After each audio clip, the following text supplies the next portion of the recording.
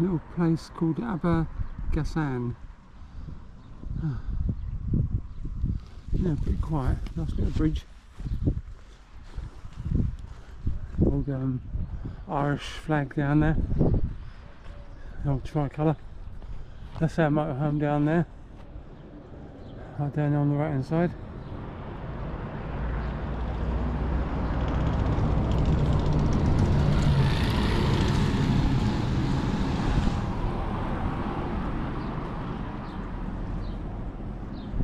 Oh, nice flowers. Huh? Keep saying about using the flash. Oh, they keep saying use the flash. Yeah. Huh. Or use the flash. Huh. Yeah, that's like just saying, I don't know something. Oh, okay. Oh. What is up then? Annagassan. Huh. Quite easy when you say it a few times.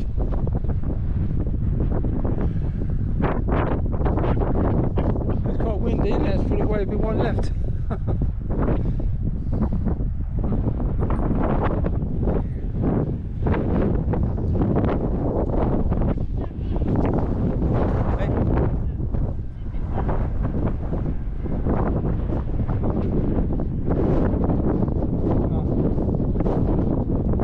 I never get used to those flashes, really.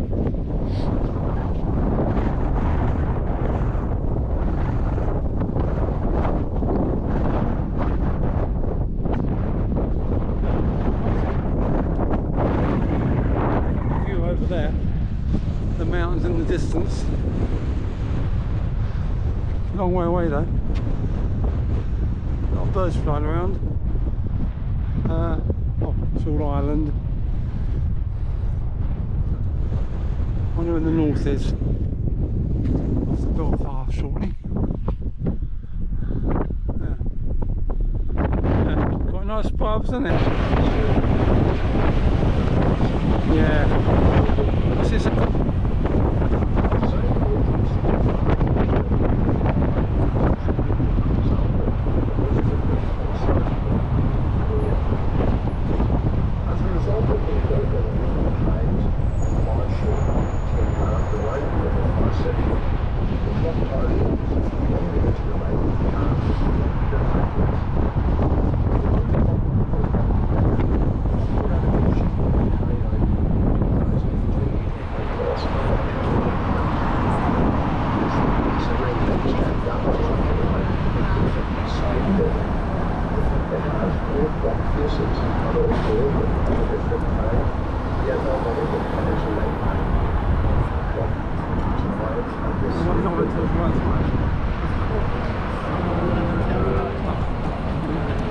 Welcome on board if you're joining or rejoining us here.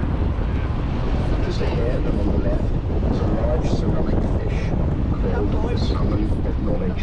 Now Belfast artist John behind this. It's there to celebrate the return of salmon to the River Lagan. It is also said that this salmon will become more intelligent. This is the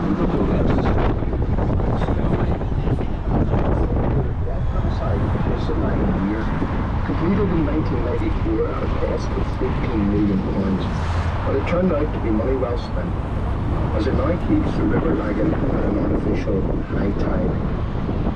Because the river is now cleaner, salmon were able to be introduced to the river in 1994, after an absence of over 200 years, and have been returning to breed ever since.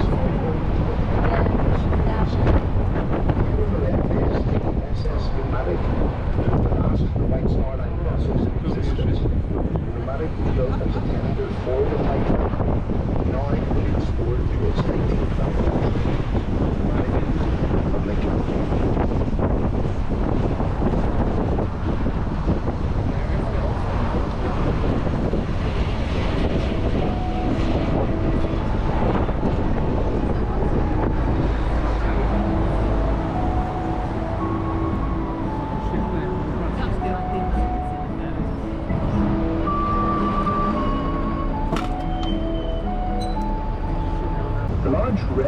building on our left is the original offices of Parliament Roof. Behind this building, Titanic and Olympic were built side by side. That launch, the Titanic was the largest ship in the world and the heaviest weight man had ever moved. The Olympic was by far the most successful of the three Olympic class ocean liners launched. After 20 years, the Olympic had attained the nickname Old Reliable. Look to the left to see where Titanic was launched on the 31st of May 1911. 100,000 people touched it. It was over in 62 seconds. In keeping with the White Star Line's tradition,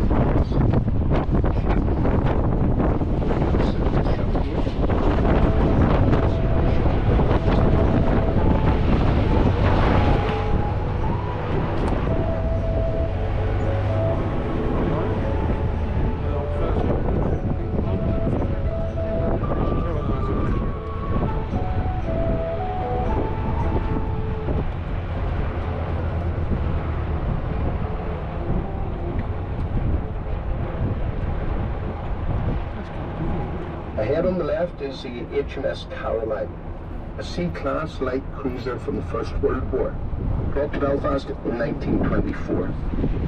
She is the last surviving ship from the Battle of Jutland in 1916. She has been floating on top of the water for most of the time that the Titanic has been underneath the water. She received a £12 million lottery grant to enable the ship to be restored.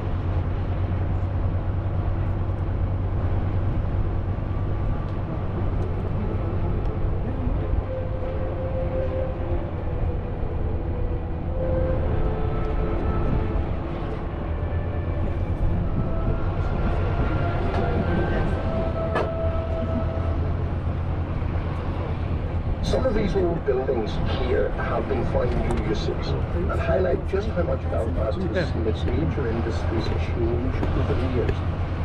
One such example is Titanic Studios to the right.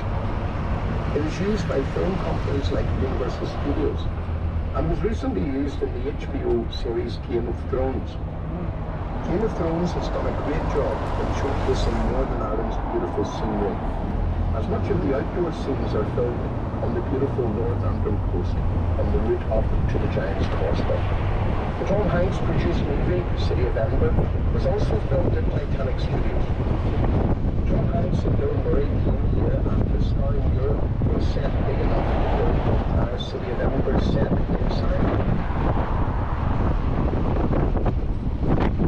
Coming into the movie is the incredible Titanic experience.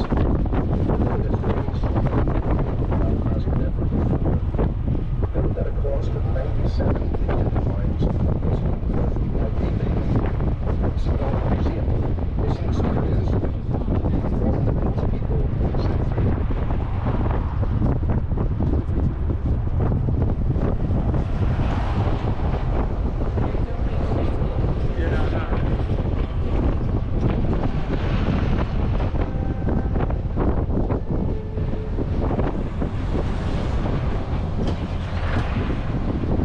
Leonardo DiCaprio Winslet brought the Titanic story to a much younger audience. But no matter how the Titanic phenomena came about, it certainly played a big part in the rejuvenation of Belfast. It's another reason for people wanting to visit Belfast.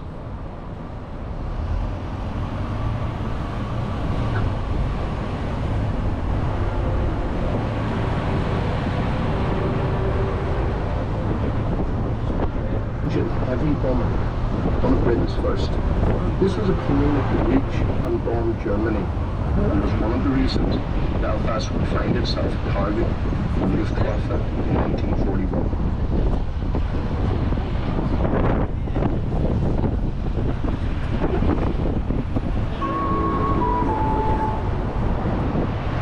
You're about to cross Queen's Bridge, which was opened in 1849. The year that Queen Victoria chose to visit Belfast. It was hoped that she would grant Belfast the honour of city status, in recognition of Belfast's remarkable industrial development in the first half of the 19th century. But she only stayed in Belfast for 4.5 hours, And in her haste to leave, she forgot, probably never intended, to grant Belfast the city status it so craved. Belfast would have to wait nearly 40 years before becoming a city in 1860. At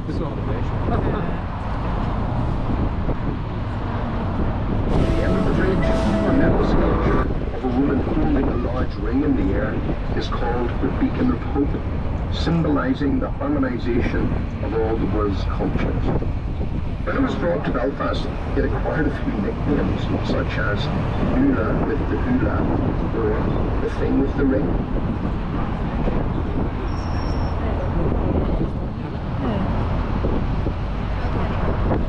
Ahead on the right are the Annagassan courts, mostly built from glass, which is a relatively new concept in building here in Belfast. If you see a building built from glass here, you can be pretty sure it was built after 1998. Prior to that, you wouldn't dare.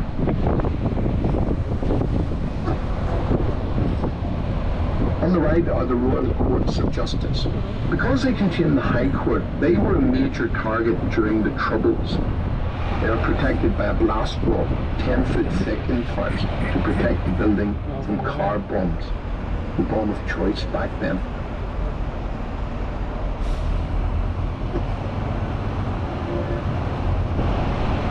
We're now approaching our stop for St George's Market.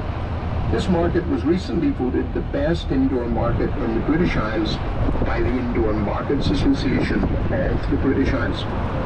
The market is open on Fridays, Saturdays and Sundays. If you're leaving us here, please remember this is the many shopping outlets of Belfast. Beside the City Hall are two Titanic memorials, which is where locals commemorate the loss of Titanic. This is not to be confused with the Titanic Quarter, where they celebrate not just the birth of Titanic, but the thousands of other ships also built in Belfast.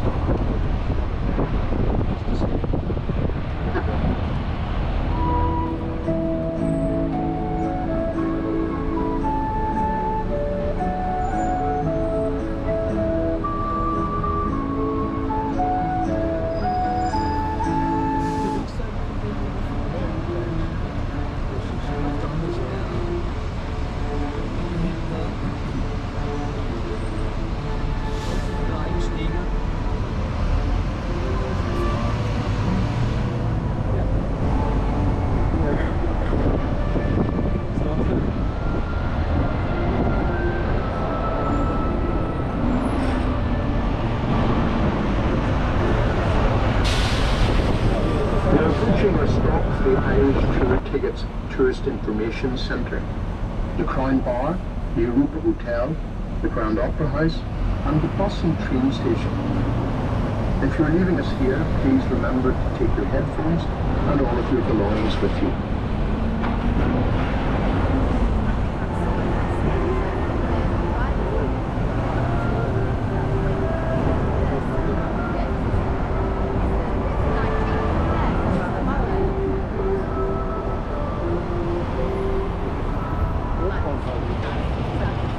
Facing the Crown stands the Europa Hotel. This famous hotel was the only hotel in the city during the Troubles and was bombed 43 times during that period. Very few visitors came to Belfast then, and the bulk of its guests were journalists and visiting politicians. It was constantly rebuilt after each attack and is now recognised as one of the finest hotels in the region.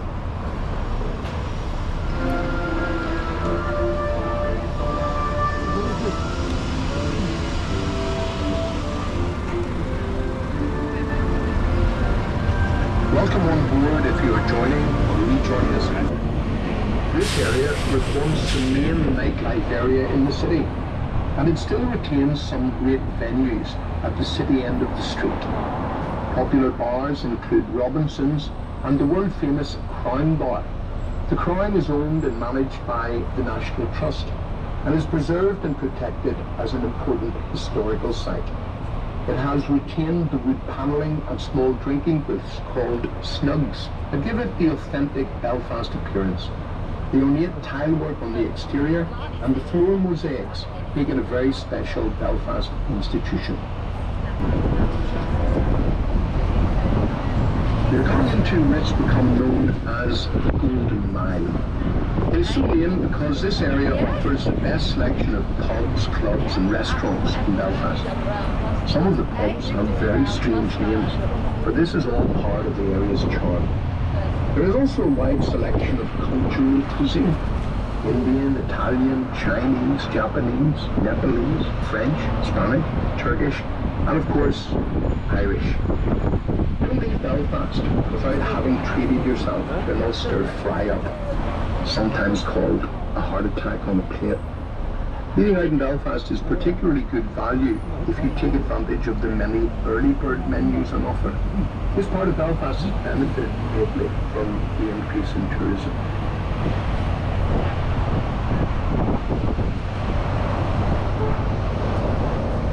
We shall shortly be approaching our Shaftesbury Square stop, which is located outside Lavery's, Belfast's oldest family-owned bar. Established in 1854, Lavery's offers 4 different floors of entertainment for different music tastes and age groups. It's claimed they pour 1,000 pints of Guinness a day. They also give you the opportunity to pour your own pint and then reward you with a t-shirt that states that you did so.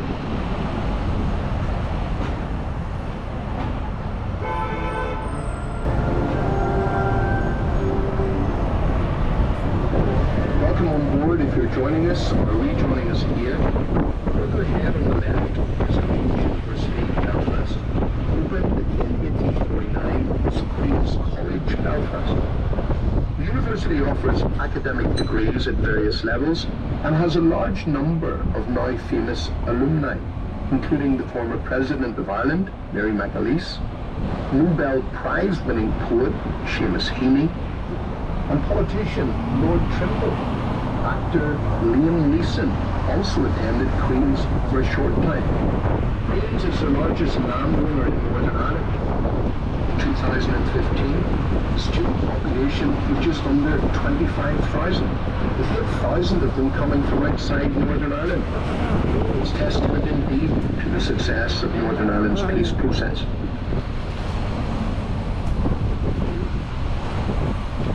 I like that. That's good, isn't it?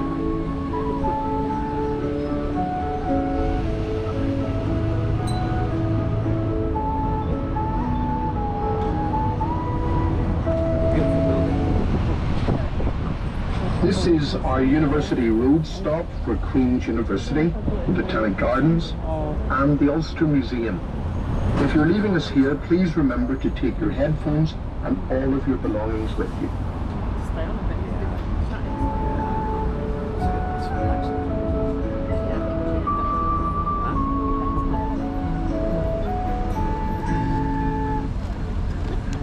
Which is also home to the brilliant Ulster Museum, which was recently voted one of the best museums in the British Isles by the museums of the British Isles themselves. The museum entrance is also the entrance to Botanic Gardens, which is a beautiful part of Belfast.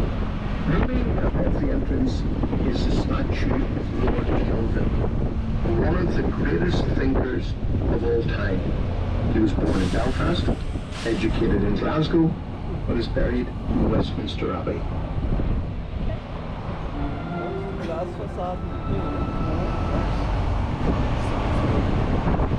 In the early 19th century, this was the outskirts of Belfast. With the population growing so rapidly, houses were needed fast, and so too were churches. Hundreds of churches were built in the second half of the 19th century. When the Troubles erupted in 1969, many of these churches were in areas where they would be vandalized or simply fall into disrepair. Since 1998, many churches have been deconsecrated and found other uses. Churches are used as restaurants, interior design studios, and even Belfast's top comedy club used to be a church.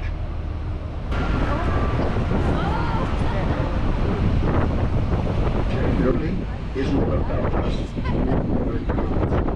He opened a record shop called Good Vibrations in 1978 during the height of the Troubles, and the community was at the height of its sectarian conflict. He encouraged local music and the then growing punk rock movement. He started a record label, also called Good Vibrations, and its fourth release was a record by the then little-known band, The Undertones. Their song, Teenage Kicks, became a classic hit of the time. Cherry was at the centre of the scene, but used his influence to be a force for good in Northern Ireland's dark times. His generosity and spirit of defiance was finally celebrated in the acclaimed film Good Vibrations in 2012. He is thought of by many as the godfather of punk.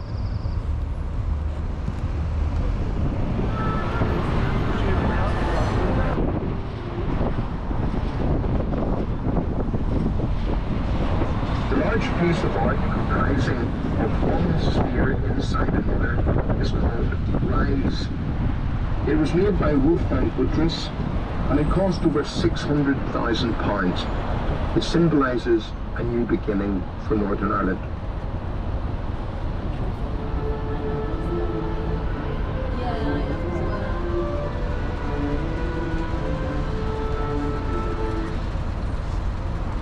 We are now driving towards West Belfast, which can be seen straight ahead. Anyone coming to Belfast in the 19th century hoping to find work who was Roman Catholic or a non-conforming Protestant could only be offered manual, low-paid work. This meant they could only afford the cheapest housing. By 1850, 70% of all Catholics living in Belfast lived around the Falls Road.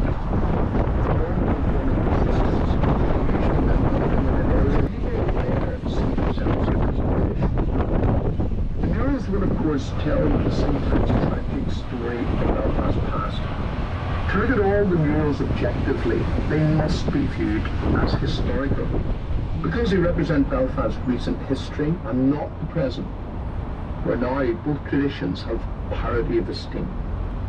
Nowadays, if you are from Belfast, you can be either Irish or British, with no tradition being more dominant than the other.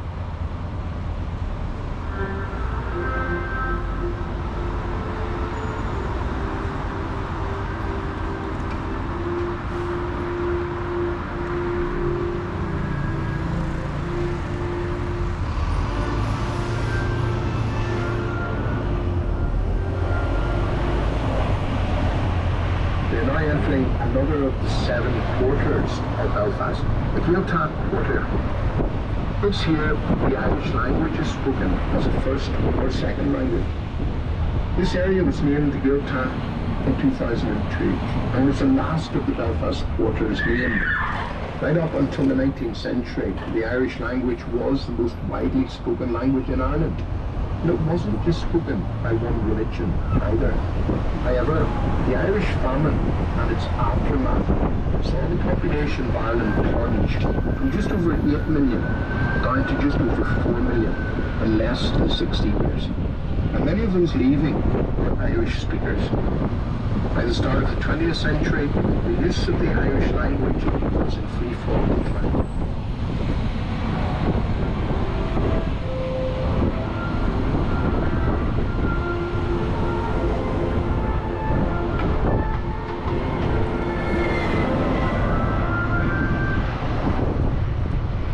Approaching our Falls Road stop, which is close to Annagassan. Based in an old Presbyterian church, Annagassan promotes the Irish language and culture. It contains a cafe and an art gallery, as well as an Irish language workshop and a radio station. If you're leaving us here, please remember to take your headphones and all of your belongings with you.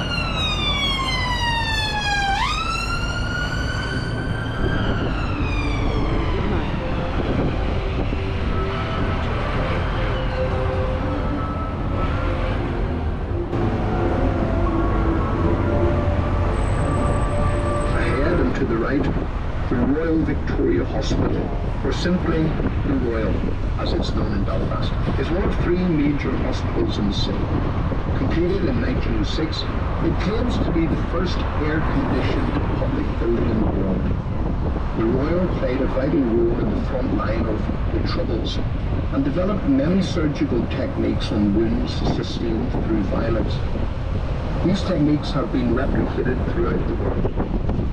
Frank Partridge, the father of emergency medicine, was a cardiac consultant at the hospital for over 30 years. During his time at the Royal, Partridge introduced a modern system of CPR and developed a portable defibrillator.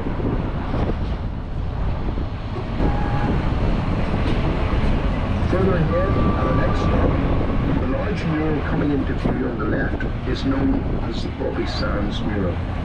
You will need to look over your left shoulder to see it, as it is painted on the gabled wall of the Sinn Féin headquarters. Bobby Sands was a member of the Provisional IRA who died on hunger strike while imprisoned at Maze Prison. He was the leader of the 1981 hunger strike, in which Irish Republican prisoners believed they were political prisoners and were attempting to have their political status reintroduced. The Bobby Sands mural is one of the most photographed murals in the world, and it makes Bobby Sands the most well-known of the hunger strikers who died.